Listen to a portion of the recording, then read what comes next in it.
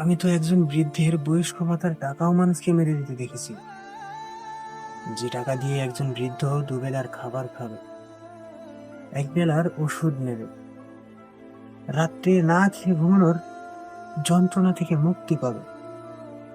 সেই টাকার লোভে মানুষ মানুষকে শেষ করে দেয়। তখন বুঝেছি, এই সমাজে অপরাধ বড় নয়, লোকটাকেই বড় করে দেখা হয়। যেখানে দুর্বল হওয়া সবচেয়ে বড় অপরাধ, আর গরিব হওয়া যেন সেই অপরাধেরই লাইসেন্স। একজন বৃদ্ধ সারা জীবন রাষ্ট্রের জন্য খেটে সেই বয়সে সে রাষ্ট্রের কাছেই ভিক্ষা চাইতে হয়, আর সেই হাতের মুঠোয় থাকা দুটো নোট যেন তার মৃত্যুর কারণ হয়। আসলে আমরা নিজেদের মানুষ বলে দাবি করি, মানুষ হইতে যে মনুষ্যত্ব লাগে